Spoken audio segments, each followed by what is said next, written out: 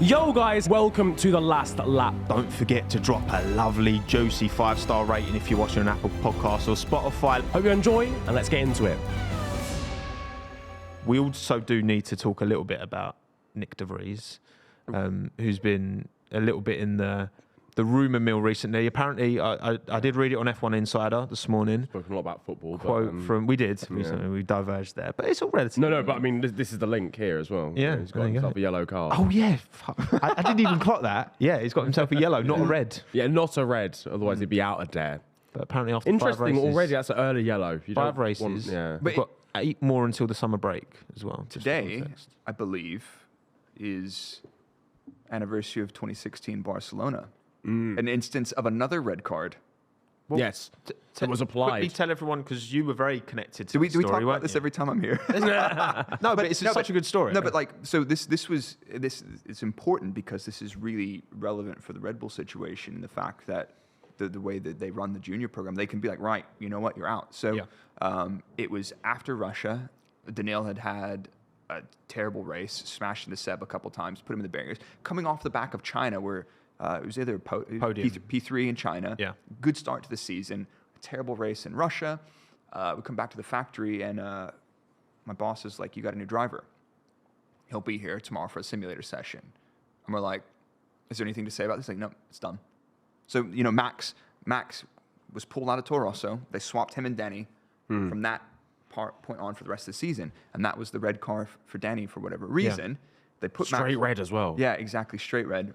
Put Max in the car. And considering he'd beaten Ricciardo the season prior as well. Yes, exactly. Like outscored Ricciardo. Yeah, exactly. And then 4 races in, Russia was round 4, Spain was round 5. Yeah, and then Max was driving the car, and that was, obviously, I think today is the day, was it, how many years ago was that? Yeah, it was 2016, wasn't 7. it? So. 7 years ago. That Jesus, Max won his man. first. Oh man, I'm so old. How was this man working in F1 7 years ago? Why weren't you at primary school? I can't believe how young you still look. I was 30. He was my age 7 years ago.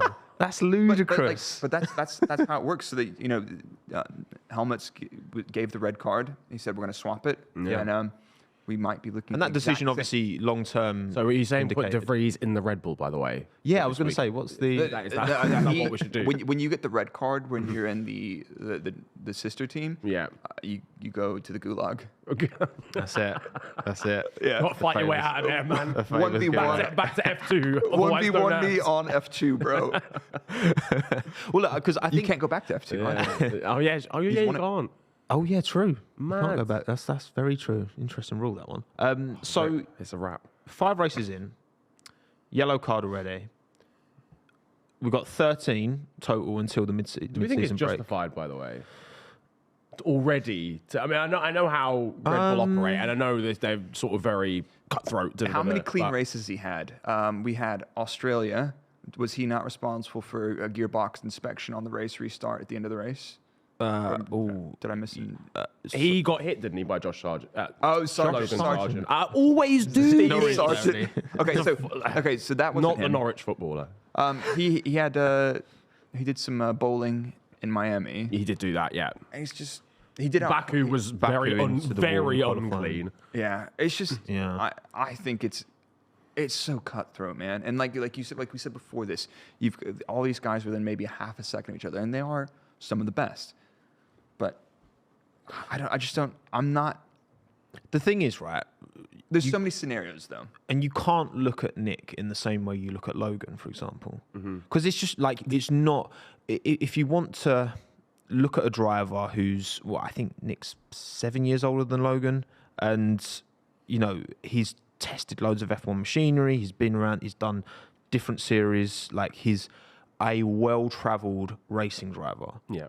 You can be a motorsport racing driver without being an F1 driver. Like, there's a lot more to motorsport than just F1. And he's done a lot. He's done Formula E, got that one, won Formula 2, and I don't even know what else he's done. He's done a lot of stuff.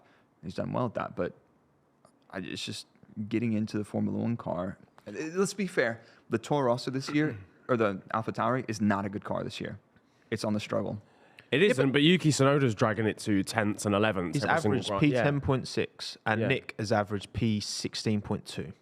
Well, he hasn't finished below 11th, has he, Sonoda, No. this season? No, excluding the sprint race. In I the- know, in the 5 Yuki. races. This is Yuki's 3rd season, and we said at the start of the season that if Yuki wasn't beating Nick De Vries, then it would be a wrap for him. He's getting the red card, but it's a big difference Not at the only is moment. not only is Yuki beating him, Yuki is driving well. He's driving very well Very Yeah, well. yeah. in a car Yeah. that's probably relatively low performance. That move around the outside at Miami at the start, Mate. disgusting. It's so good. And I think that's obviously exposing, Nick's shortcomings even more because Yuki's doing so well. I don't think it's just Nick doing badly. I just think that expectations were rightly higher, I think. Yeah. Internally at Red Bull. I'm not even talking about from I a mean, fan point of view. look at Monza last year. with He did the Nick. job, like, yeah, he got in out of nowhere. You start to ask the question: is he an adaptable driver? And at that time, the answer said yes. Mm-hmm. And then now, The thing is, right, at the time, after that race at Monza, where he put it P9 in the end, I think it was, Yeah. in the Williams, you look at that, and then all of a sudden, I was saying the same, you look at Nick De Vries' career, he won F2, and you look at everything that's happened with a positive spin because he's just come off a really positive result. Yeah. Yeah. Now that he's struggling, you look back at, the F2 group wasn't that strong that year. He got really did he lucky beat? in Formula E. Latifi. like Telemann. You know what I mean? And I think we're all guilty of that to an extent. Yeah. You kind of... you're only as good as your last race, kind of thing. Yeah, facts. And it's just, I was expecting more from De Vries. I'm sure Red Bull were expecting more from De Vries. I mean, they were... Yeah, was it beforehand? I mean, they fast-tracked him over at the vast amount of Red Bull juniors they had. Yeah. Lawson. Yeah. Didn't Helmut say pre-season? I'm sure he was quoted saying that he expects De Vries to be the team leader. Now I don't know if that's that was to get in Yuki's head, maybe, I don't know. Yeah. But like, understandably, he's like 3 years older than Charles Leclerc, so like he's a well-versed driver. Yeah. That the expectation should be high. But what I'm saying is, if things carry on the way they do, I think absolutely mid-season Red Bull should swap him out.